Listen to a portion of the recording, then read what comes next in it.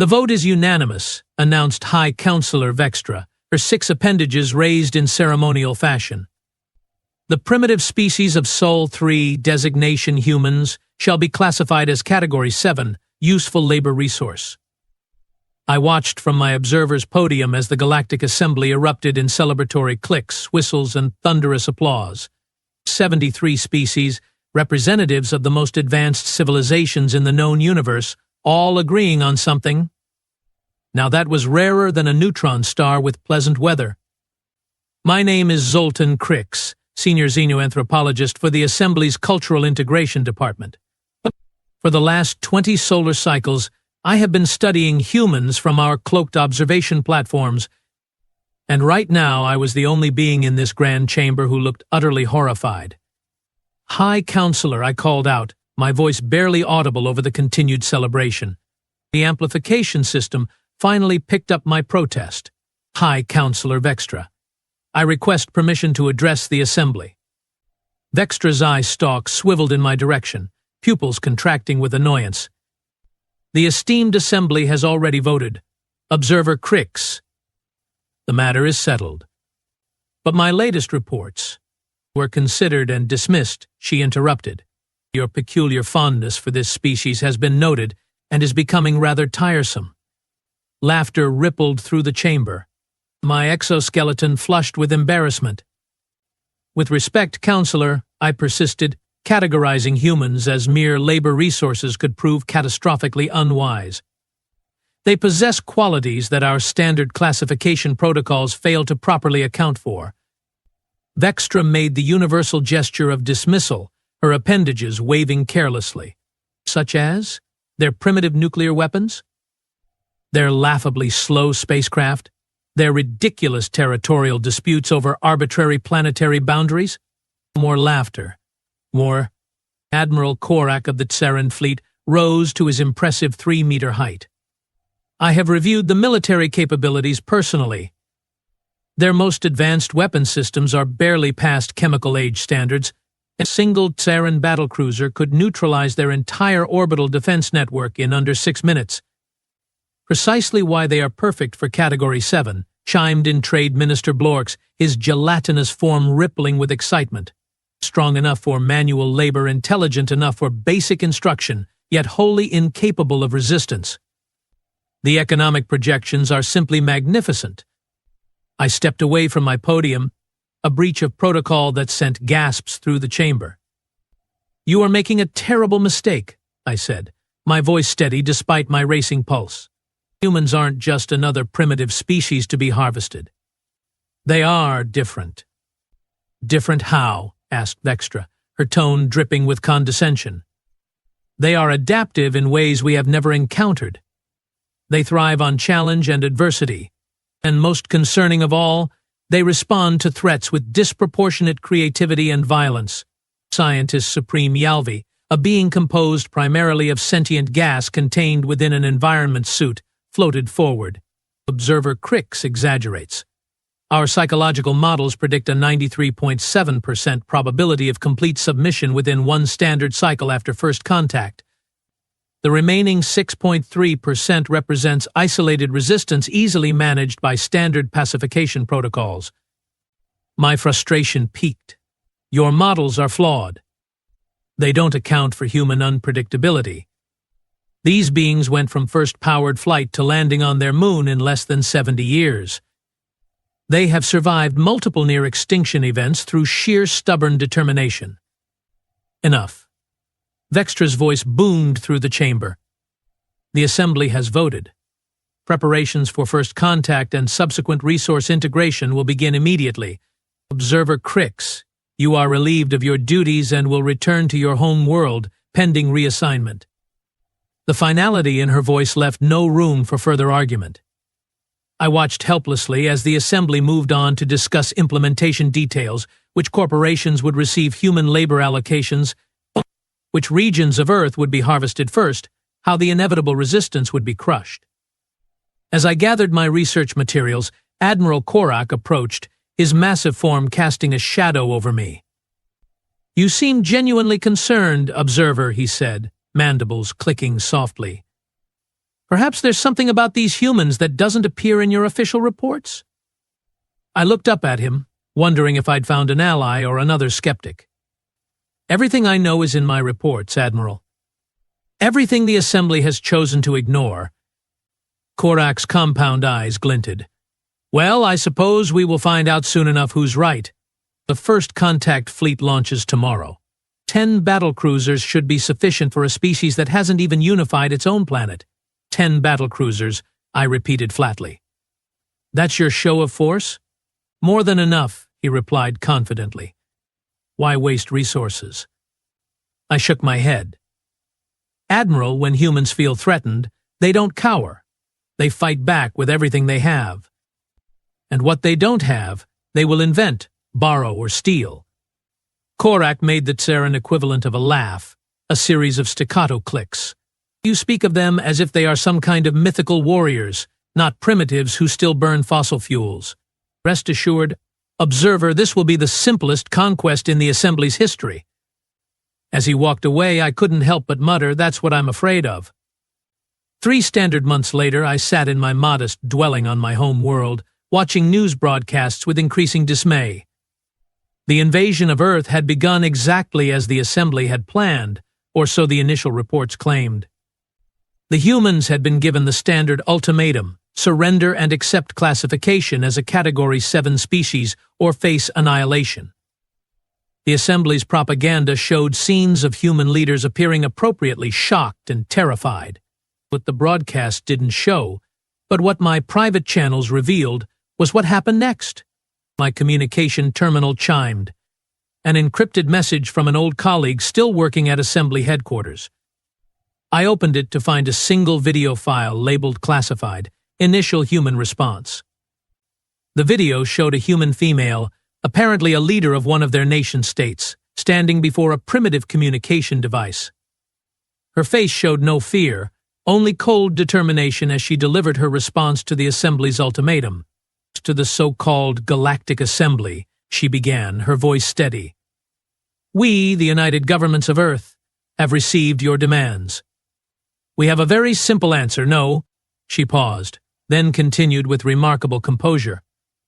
Throughout our history, humanity has faced countless threats to our existence. Plagues, wars, natural disasters, each time we have not only survived but emerged stronger. We will not surrender our freedom, our dignity, or our future to become slaves for alien masters. You may have superior technology and weapons we cannot yet match. But if you force this conflict upon us, know this, we will not go quietly. We will not be easily conquered, and if you persist, we will dedicate every resource, every mind, and every human hand to your destruction. We offer instead a different path, peaceful contact, mutual respect, and cooperation. The choice is yours. But choose wisely. Humanity has never responded well to bullies, regardless of which planet they come from. The video ended. I sat back, a mixture of pride and dread washing over me. This was exactly what I had warned the Assembly about. Humans didn't respond to threats like other species. They unified and fought back with terrifying resolve. My terminal chimed again. Another message, alert, Tsaran battlecruiser Valorous Thunder destroyed. Impossible. Our battlecruisers were virtually indestructible by primitive standards. I quickly accessed more classified channels, pulling every scrap of information I could find. The story emerged piece by piece, and it was astonishing. The humans had somehow managed to capture a scout ship that had landed for preliminary surveys. Within days, mere days. They had reverse-engineered enough of the technology to modify their own primitive nuclear weapons with our phase-shifting capabilities, rendering our shields useless. Another alert, emergency council session called, Human Resistance Exceeding All Projections. I laughed bitterly. Of course it was. I had practically shouted this from the mountaintops, but no one had listened. My home communication system suddenly activated, displaying Admiral Korak's face. He looked considerably less confident than when I'd last seen him. Observer Crix, he greeted me, his mandibles twitching nervously. Your presence is requested at Assembly headquarters immediately. Transport has been arranged. Why? I asked, though I already knew the answer. Your expertise regarding humans is suddenly highly valued, he admitted grudgingly. I see, I replied, unable to keep the satisfaction from my voice. And how is that simplest conquest in history proceeding, Admiral? Korak's compound eyes darkened. We have lost 3 battlecruisers and 17 support vessels. The humans are not behaving according to predictive models. They rarely do. The most disturbing development, Korak continued, ignoring my smugness, is that they have somehow managed to access our communication networks. They are broadcasting directly to every member world of the Assembly.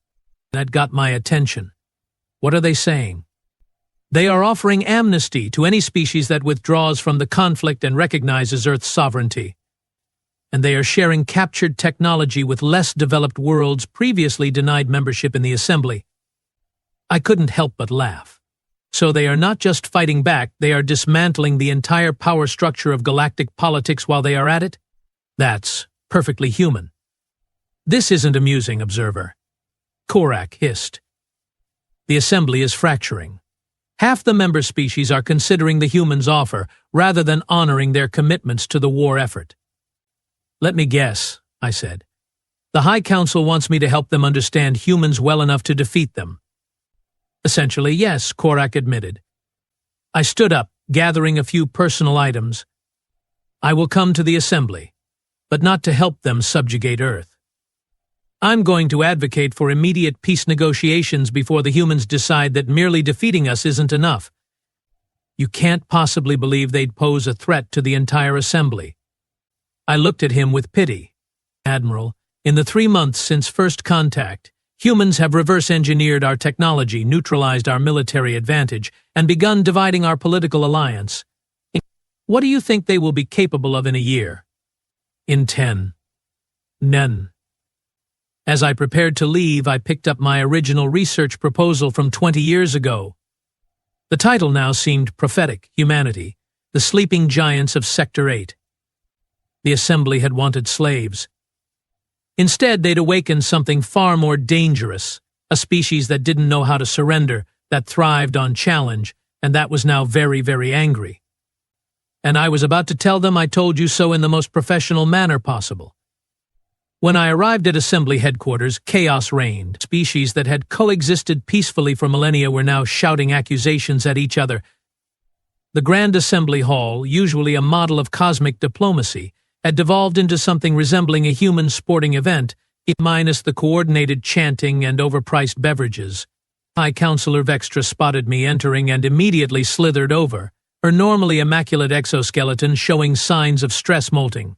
Observer Crix, she said, managing to sound both desperate and condescending simultaneously. How kind of you to join us during this temporary setback. Temporary? I repeated, glancing at the main display showing at least 20 Assembly vessels either destroyed or captured. That's an interesting interpretation of the situation, Counselor. We underestimated certain aspects of human adaptability, she admitted stiffly. I fought the urge to say something extremely unprofessional. You ignored every warning I provided for 2 decades. But yes, underestimated works too. Before Vextra could respond, the main communication array activated. Every screen in the chamber displayed the same image, a human male in what appeared to be a hastily modified version of an Assembly uniform. Behind him stood a diverse group of humans, each wearing elements of different Assembly species clothing and technology adapted to human physiology. Greetings, Assembly representatives, the human began. I am Admiral James Harrington of the newly formed Earth Defense Force.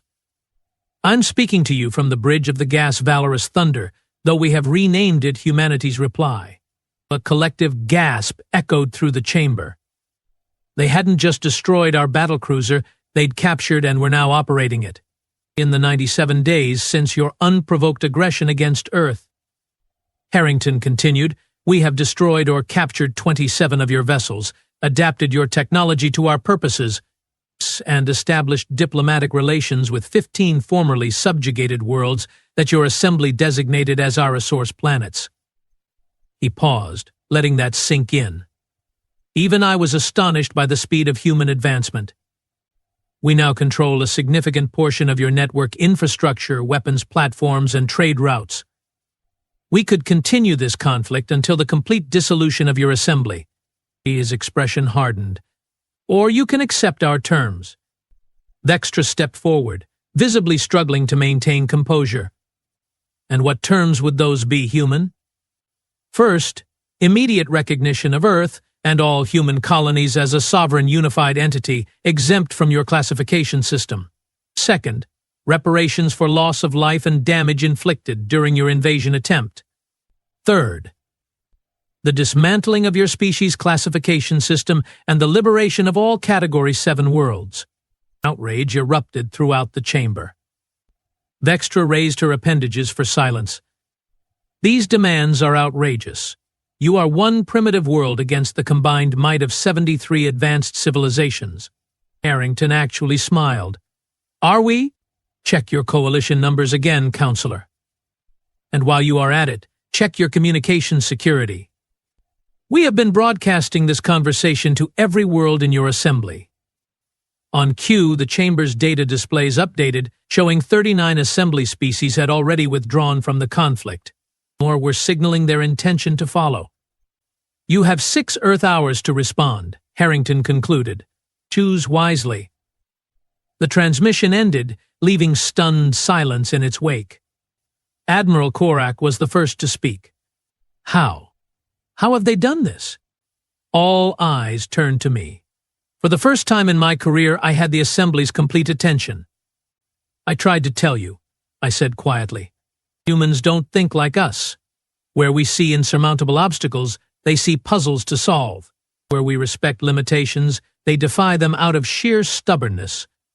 I walked to the center of the chamber, addressing all present. You wanted to enslave a species that turned the splitting of atoms into both devastating weapons and life-giving energy. A species that explored their entire world when they could barely make fire. A species that looked at the vacuum of space and decided, yes, we should go there. Vextra's eye stalks drooped in defeat. What do you recommend, Observer Crix? Accept their terms, I said without hesitation. Be grateful they are offering terms at all. And then prepare yourselves for a very different galaxy. As the assembly leaders argued among themselves, my private communicator vibrated. The message displayed was from an unknown source, but I immediately knew its origin. Thanks for trying to warn them, Observer Crix. We found your reports in the assembly database. Impressive insight for someone who's never actually met a human. Would you like to?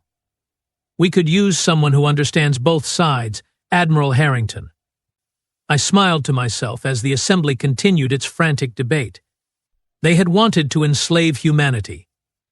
Now they would be lucky if humanity didn't decide to return the favor. The galaxy was about to change, and I, for one, was looking forward to it. I never imagined I would be aboard a human vessel, yet here I stood on the bridge of the humanity's reply, formerly the pride of the Tsaran fleet. The transformation was remarkable.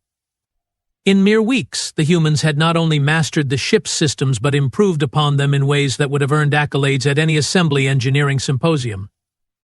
Observer Crix, welcome aboard, Admiral Harrington greeted me, extending a hand in their customary gesture of peaceful contact. I extended my primary appendage in response, attempting to mimic the handshake as they called it. Thank you for the invitation, Admiral. Though I'm no longer officially an observer. The Assembly stripped me of my title shortly after I recommended accepting your terms. Harrington grinned. An expression I was learning indicated amusement rather than aggression. Their loss, our gain. We have allocated quarters for you in what used to be the executive officer's cabin. I hope you will find it comfortable. A younger human female approached, carrying what appeared to be modified assembly communication technology. Admiral, we have intercepted another distress call from the Proxian sector. 3 more assembly worlds voting to join the Earth Coalition. Excellent work. Lieutenant Kazuki, Harrington replied. Add them to the briefing for tomorrow's diplomatic summit. I couldn't help but marvel at the speed with which humans formed alliances. In just 6 weeks since the Assembly had reluctantly accepted their terms, humanity had established diplomatic relations with 47 worlds. Many were former Category 7 planets seeking protection from Assembly reprisals, but an increasing number were full Assembly members hedging their bets on the new power in the galaxy. "You seem impressed," Harrington observed, noticing my expression. "Baffled might be more accurate," I admitted. "The Assembly took centuries to build its coalition. You have created a rival power block in less than 2 standard months." Harrington shrugged, another uniquely human gesture. "Turns out when you treat other species as equals instead of resources, they are pretty eager to work with you." "Who knew?" "Knew." The sarcasm wasn't lost on me. Most Assembly species evolved in environments where rigid hierarchy enhanced survival. Cooperation among equals is not our natural state. "Well, adaptation is humanity's natural state," Harrington replied. "Speaking of which, there's something I'd like to show you." He led me through corridors that had been reconfigured to accommodate human proportions while still allowing access for various alien physiologies. Crew members of at least 6 different species worked alongside humans, all wearing variants of the new Earth Coalition uniform. We entered what had once been the battlecruiser's auxiliary command center. It had been transformed into something the humans called Mission Control, a hub of screens, holographic displays, and bustling activity. "This is Dr. Layla Patel, head of our reverse engineering division." Harrington introduced me to a human female with dark skin and intelligent eyes.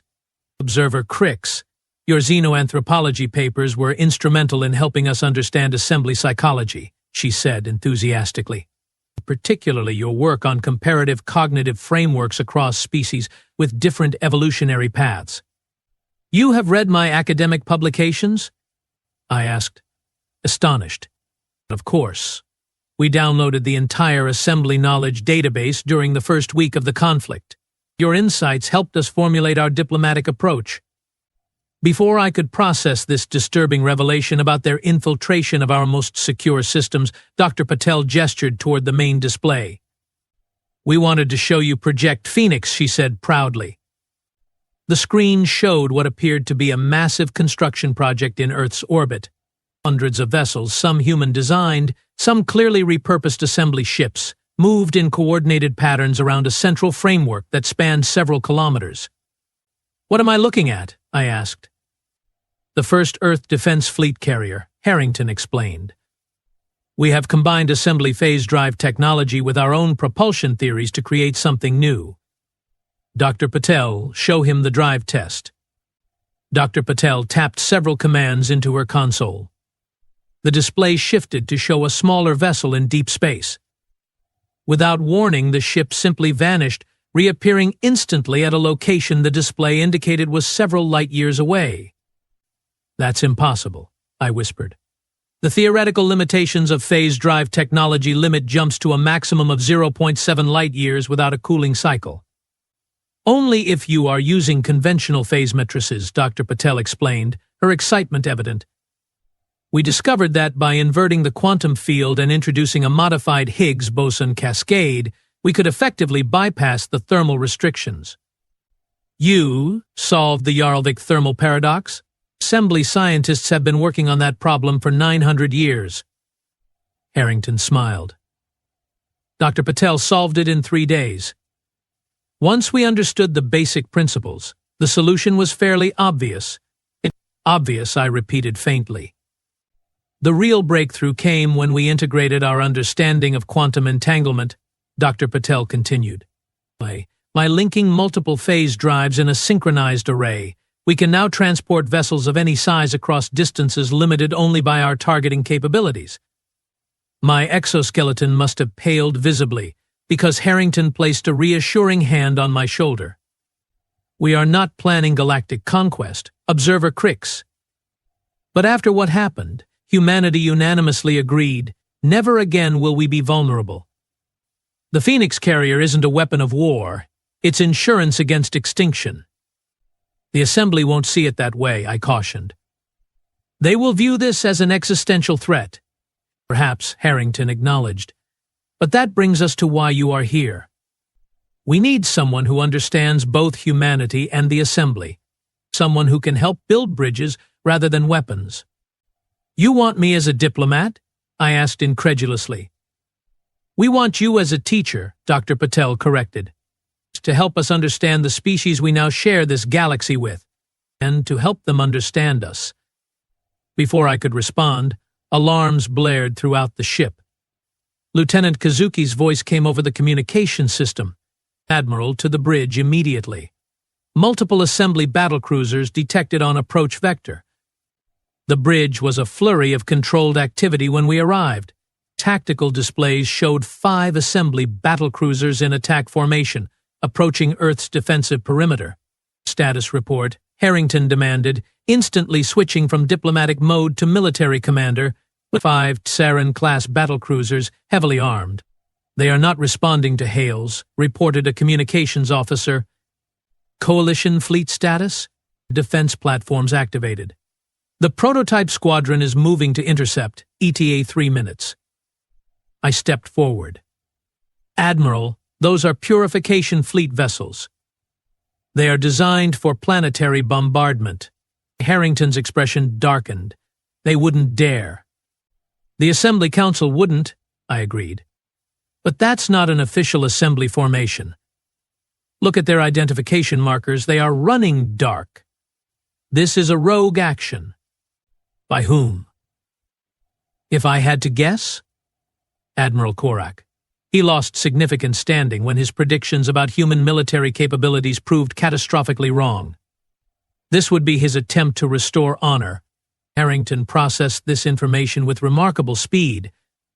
Lieutenant Kazuki, open a direct channel to those vessels. Transmit on all frequencies, including the private Sarin military bands. The private bands are encrypted, I pointed out. Harrington gave me a look that somehow conveyed both amusement and ferocity. Not to us, they aren't. The main view screen activated, showing the bridge of the lead battlecruiser. Admiral Korak's massive form dominated the center. Admiral Korak, Harrington greeted calmly. You are violating the terms of the peace agreement. Turn your vessels around immediately. Korak's mandibles clicked in what I recognized as contemptuous laughter. Peace agreement. You dictated terms to the assembly through coercion and trickery. Your technological advances were an unacceptable anomaly that must be corrected. This isn't an official assembly action, is it? Harrington pressed. You are acting without authorization. Korak's compound eyes flashed angrily. I act to preserve galactic order. When the assembly learns I have eliminated the human threat, they will thank me. And the treaty?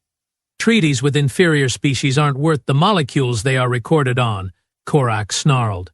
Category 7 species exist to serve, not to dictate terms. I stepped into view of the transmission. Admiral Korak, as a fellow assembly citizen, I urge you to reconsider this action. You cannot possibly understand the consequences. Korak's eyes narrowed when he saw me. Observer Crix, you have become a traitor to your own kind, consorting with primitives against the interests of the Assembly. The Assembly's interests aren't served by provoking a species that has already demonstrated technological superiority, I argued. Technological trickery, Korak dismissed. We have analyzed their capabilities extensively. Their advantage was merely the element of surprise, which they no longer possess. Our shields have been recalibrated. Their weapons will no longer be effective.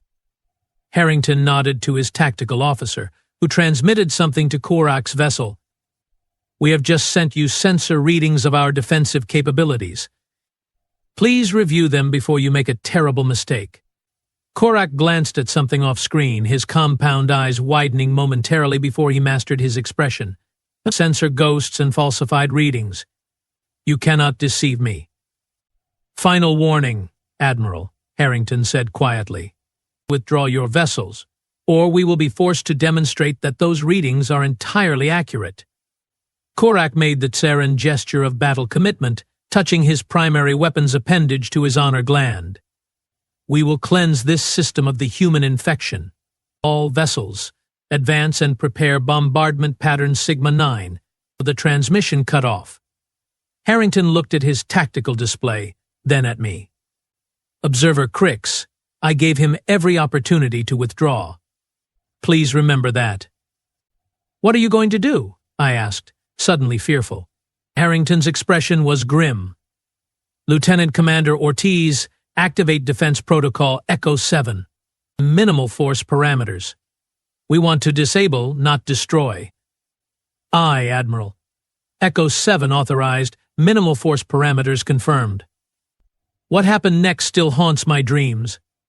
From Earth's orbit, 5 small objects, barely visible on the tactical display, launched toward the advancing battlecruisers. They moved at speeds I wouldn't have believed possible, crossing the vast distance in seconds. On the main screen, we watched as the objects approached Korak's vessels. There were no explosions, no visible weapons fire. The battlecruisers simply stopped. Their engines died, their weapons systems went dark, and they began drifting helplessly in space. What did you do? I whispered. Targeted electromagnetic pulse combined with a localized phase space disruption, Dr. Patel explained, checking readings on her tablet. We temporarily collapsed the quantum field supporting their drive systems and introduced a cascading failure in their power distribution networks. That shouldn't be possible, I stammered. Yet here we are, Harrington said quietly. Re-establish communication with Admiral Korak's vessel. When the screen activated again, the Tsaran battlecruiser's bridge was illuminated only by emergency lighting. Korak looked shell-shocked, his exoskeleton pale with fear. Admiral Korak, Harrington began, his voice firm but not gloating. Your vessels have been disabled, not destroyed. We will provide emergency power to maintain life support while you await retrieval by assembly authorities. Your weapons, engines, and communications beyond this channel are inoperative. Korak's mandibles trembled. How? Our shields were at maximum power. Our sensors detected no weapon launches. That's because by your understanding they weren't weapons, Harrington explained. Just as you once considered us not a threat. The Tsaran admiral seemed to physically shrink. What do you want from us? Nothing. Rescue vessels are already on their way from Earth. You and your crews will be detained until assembly representatives arrive to take custody of you for violating the peace treaty. And then? Then? Harrington's expression softened slightly. And then we continue building a new relationship between our peoples, one based on mutual respect rather than dominance and subjugation. The Assembly will never accept equality with a former Category 7 species, Korak insisted, though his voice lacked conviction. I stepped forward. They already have, Admiral. While you were planning this ill-conceived attack, 17 more Assembly worlds have signed independent treaties with the Earth Coalition. The old order is changing, whether you accept it or not. As the transmission ended, Harrington turned to me. Will there be others like him? Unwilling to accept the new reality? I considered this carefully. Undoubtedly. Change is difficult for most Assembly species. Our civilizations value stability above all else. It's why we stagnated technologically for millennia while maintaining the illusion of superiority. Then we have work to do, Harrington said. Dr. Patel, accelerate the cultural exchange program. Observer Crix, I'd like you to prepare a comprehensive briefing for our diplomatic corps on the psychological barriers we will face with each Assembly species. Admiral, I said hesitantly, may I ask something that's been troubling me? Of course. You could have destroyed those vessels easily. You could likely destroy the entire Assembly fleet if you wanted to. Why show such restraint? Harrington looked thoughtful. Throughout human history, we have learned one consistent lesson. True power isn't about domination, it's about having choices. The ability to destroy isn't impressive. Any sufficiently advanced civilization can do that. But choosing not to destroy when you have every reason and capability to do so, that's what makes a civilization truly advanced. He gestured around the bridge, where humans worked alongside members of other species. We don't want to rule the galaxy, Observer Crix. We just want our place in it, as equals, not servants or masters. As I looked at the disabled battlecruisers on the view screen, I understood something profound about humans that my decades of research had never fully captured, that their greatest strength wasn't their adaptability or their technological ingenuity, though those were formidable. It was their capacity to imagine a different kind of future than the one history seemed to dictate. The Assembly had voted unanimously to enslave humanity. Now, those same species were pleading for mercy, for understanding, for inclusion in humanity's vision of the future. And remarkably, humans were granting it. One standard year later, I stood beside Admiral Harrington in the newly constructed Galactic Cooperation Council chambers on neutral territory, the space station orbiting a previously unclaimed world.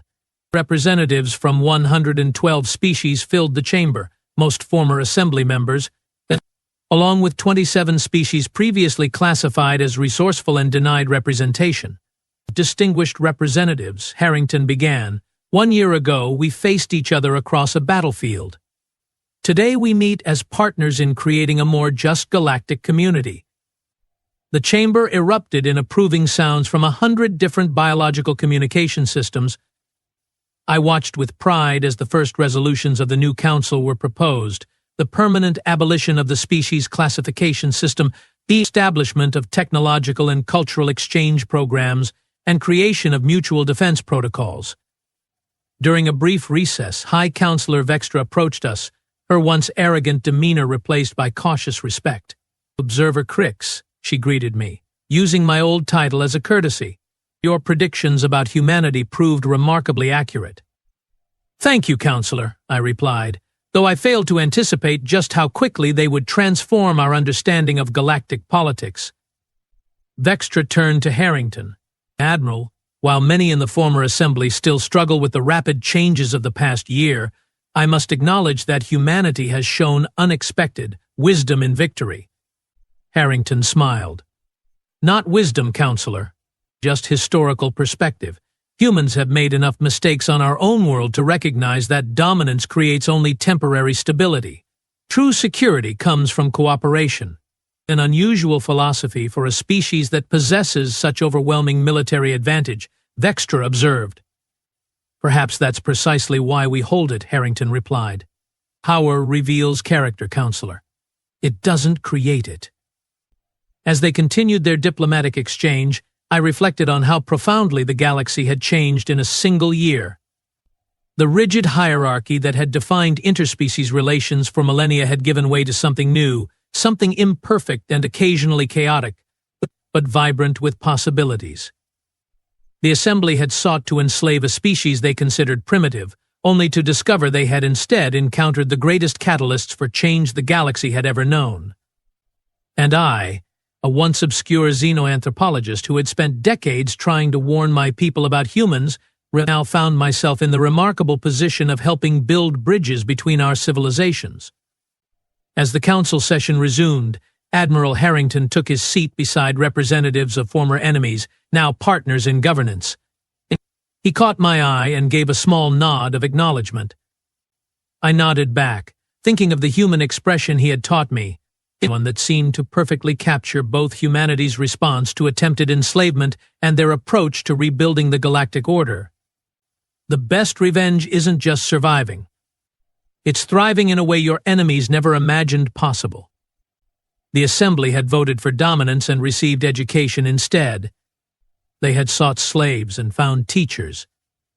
They had expected submission and discovered partnership, and the galaxy would never be the same again.